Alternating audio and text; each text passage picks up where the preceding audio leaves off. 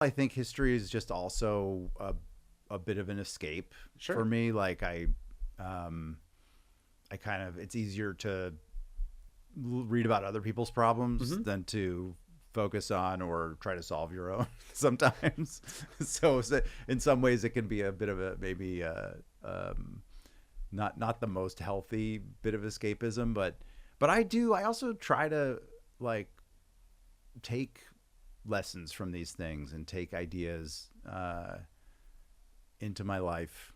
You know, I was so excited when you invited me on your show, and it got me thinking, like, where are some of the Stoic ideas that emerge from these stories? Yeah.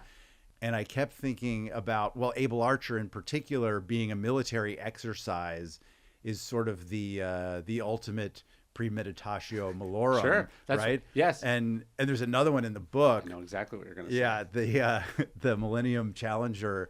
That's the opposite of a premeditatio malorum. Oh, okay. Explain. Well, I'm just saying, like, so a premeditatio malorum is this idea that you practice, you premeditate on the things that go wrong.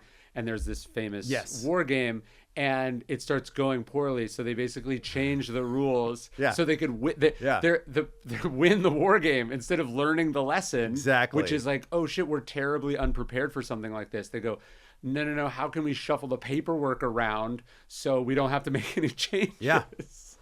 Yeah. So Millennium Challenge was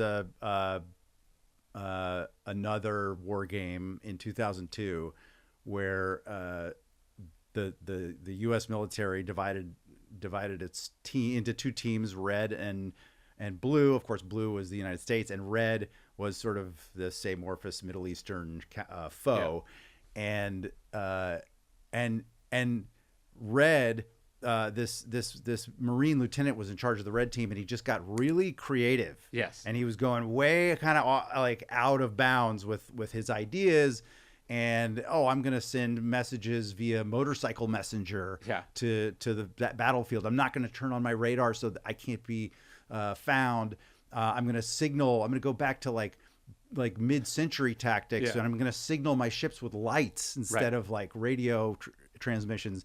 And he even did this incredible thing where he was researching animal herd behavior in how maybe he could maneuver smaller boats to overtake larger boats. Yeah. And it worked. And so the red team is just crushing the blue team, and the blue team is like, well, this doesn't validate all of our preconceived ideas about it. You're cheating. You're cheating at war. Accused him of cheating. And yeah, like you said, they just wound up constraining the red team. Yeah. They actually lost on the first day. Yeah. And then they said, let's do it again. Yeah. Because we still have 13 days designated for this exercise. So there's more lessons to be learned. Let's do it again. But now we're going to start sort of constraining you a little bit. And then they constrained him so much that general retired, or just he quit. Yeah. He was like, guys, I'm out. This is ridiculous. Yes. This is embarrassing. Right. And of course, no lessons learned.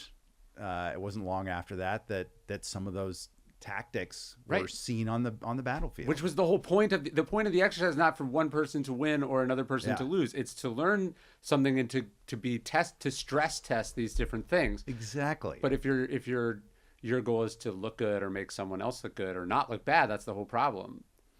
I interviewed Arnold Schwarzenegger last year, and I was talking to his chief of staff, and he was telling me the story that when Schwarzenegger was governor, they were supposed to do some like disaster FEMA mock thing, like, hey, this is a earthquake, whatever. And so everyone's practicing. It was supposed to start at like 5 a.m. and they were like, we'll wake up, we'll start, and Arnold woke up at like 3:30 and he called it and he just started it early.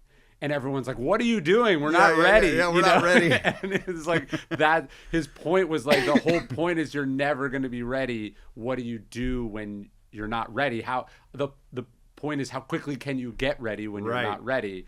And I can imagine, like, certainly somebody looked at the math when Putin was like, what would happen if we invade Ukraine? Someone was like, it could not go well. Like, it could go really bad. And then they were like, you can't tell him that. Right. Like, you definitely don't tell him that. There's actually a famous story about the Emperor Hadrian. He has this this favorite philosopher, and they're like talking, and they get in some argument. It was something small, not like a disaster or whatever. They get in an argument of something small, and the guy's right, and Hadrian is insisting that he's right, and finally the guy goes, you know what, actually you're right, and then he leaves, and the philosopher's friends say, why would you? You're correct. Why would you? And he's like, I think you've made a mistake.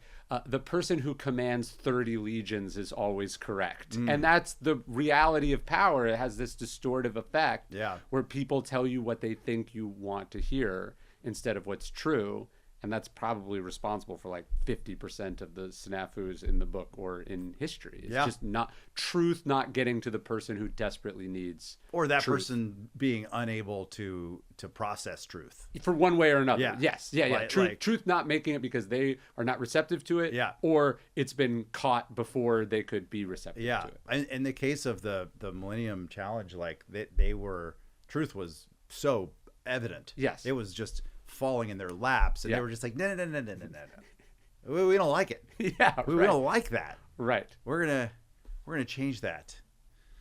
Yeah, that screws up the exercise, right? As opposed to tells us exactly what the exercise was intended to surface. Yeah. Like, if it's just a thought exercise and not a thing where there's unpredictability, why are you even doing it? Yeah.